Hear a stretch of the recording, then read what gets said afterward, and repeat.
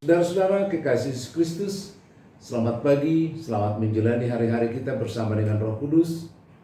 Jadilah menjadi seorang murid yang mau mempertajam pendengaran kita setiap hari, agar kita lebih tajam membedakan mana suara Tuhan dan mana suara kedagingan kita, sehingga kita bisa dapat memisahnya dan melakukan yang terbaik.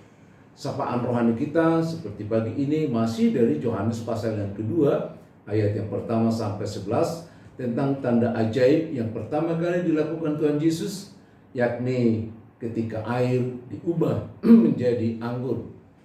Bagaimana perjumpaan yang sangat berdampak ini bisa terjadi? Karena tanda ajaib ini tidak akan terjadi, atau tanda ajaib manapun tidak akan mungkin terjadi kalau kita tidak berjumpa dengan Tuhan. Kalau kita tidak berjumpa dengan Yesus Kristus, maka tidak ada pernah tanda ajaib yang terjadi dalam hidup ini. Yang ada tanda-tanda kedurhakaan yang terjadi dalam hidup kita, tanda-tanda okultisme, kejahatan, kenakalan, dan lain sebagainya. Tapi perjumpaan dengan Tuhan akan membawa dampak yang sangat positif, bahkan dampak ilahi dalam diri kita. Kalau di pesta yang di Kana ini, jelas sekali alasannya kenapa terjadi perjumpaan, bahwa Yesus dan murid-muridnya diundang ke pesta itu. Coba perhatikan Yohanes pasal yang kedua, ayat yang kedua. Yesus dan murid-muridnya diundang. Jadi mereka bukan datang sendiri, tapi mereka diundang. Sekalipun sebenarnya bagi bangsa Yahudi, bahwa kehadiran seorang pemuda, kan Yesus kan seorang pemuda pada saat itu. Sekalipun dia sudah punya murid, tapi dia adalah seorang pemuda, dia diundang ke pesta itu. Itu bukan kebiasaan bangsa Yahudi. Tapi apapun alasannya, Yesus dan murid-muridnya diundang sebagai anggota masyarakat, bahkan mungkin lebih sebagai anggota keluarga atau famili, karena melihat Maria juga aktif dalam pesta itu. Berarti mereka bukan hanya undangan begitu saja, tapi mereka adalah kerabat, famili, ada hubungan darah di sana, sehingga kehadiran Yesus di sana memang direkayasa atau diundang atas inisiatif dari tuan rumah yang pada waktu itu. Saudara-saudara, kalau Yesus diundang dalam pesta pernikahan itu, memang tidak banyak yang mengundang Yesus selama Tuhan Yesus dalam pelayanannya 3,5 tahun, tidak banyak yang mengundangnya. Tidak banyak. Itu sebabnya juga kita lihat tidak banyak yang mengundang para hamba Tuhan ke rumah warga jemaatnya untuk membicarakan firman Tuhan. Kecuali kadang-kadang kami diundang untuk makan bersamanya, ya, ada ibadah gitu ya. Tapi kalau mempercakapkan, mendiskusikan, melihat tanda ajaib dalam kuasa Tuhan, hampir nggak ada. Maka kita lihat sepanjang pelayanan Tuhan Yesus, ada beberapa memang yang mengundang kehadiran Tuhan Yesus. Ada orang buta di pintu keluar kota Jericho yang berseru-seru, Tuhan, Tuhan, anak Daud, selamatkan kami. Lalu Yesus melakukan, karena mereka berseru-seru. Ada 10 orang berpenyakit kusta berseru-seru pada Tuhan Yesus, sembuhkanlah kami. Walaupun setelah disembuhkan hanya 1 yang mau berterima kasih, yang 9-nya tidak ada. Nggak ada. Tidak mau berterima kasih. Artinya pertemuan dengan Tuhan Yesus hanya sebatas kebutuhan, bukan pertemuan rohani seperti salah satu dari 10 yang berpenyakit kusta itu menjalin hubungan dengan Tuhan Yesus. Ada banyak juga orang-orang Kristen hanya ingin berjumpa dengan Tuhan Yesus, hanya masalah dari tanda ajaib, hanya kebutuhan sementara, tapi bukan membangun hubungan yang permanen untuk hidup yang kekal. Ada juga orang yang menjumpai Tuhan Yesus selama 3,5 tahun itu. Ada Nikodemus yang datang malam-malam menjumpai Tuhan Yesus. Dia dalam pergumulan yang besar. Sebelum bertemu Tuhan Yesus, dia memiliki pertanyaan yang besar. Tapi setelah bertemu dengan Tuhan Yesus, dikatakan untuk lahir kedua kalinya, dia memiliki pergumulan yang besar. Sekalipun pergumulan ini menunjukkan keberpihakan kepada Tuhan Yesus, karena kemudian Nikodemus sangat berperan ketika Tuhan Yesus telah mati, lalu mengkafaninya dan meletakkannya di kuburan yang telah disiapkan. Dia yang datang berkunjung kepada Tuhan Yesus.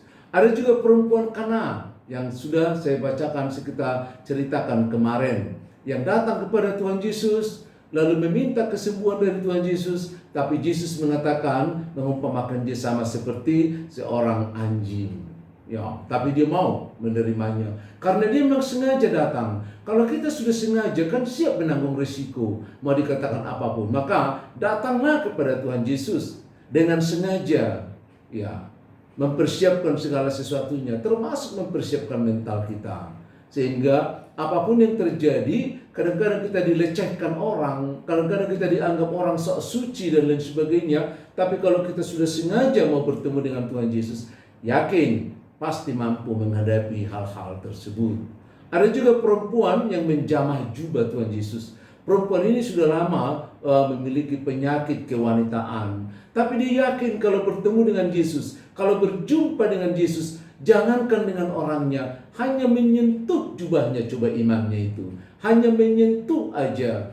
Sehingga ketika dia mau berjumpa dengan Tuhan Yesus, ada begitu banyak kesulitan karena Tuhan Yesus dikelilingi oleh laki-laki yang kekar-kekar, yang masih muda-muda, yang menjaga supaya Tuhan Yesus jangan diganggu. Tapi perempuan ini melewati semua tantangan itu, sampai tangannya diulurkan persis kena dengan jubahnya Tuhan Yesus.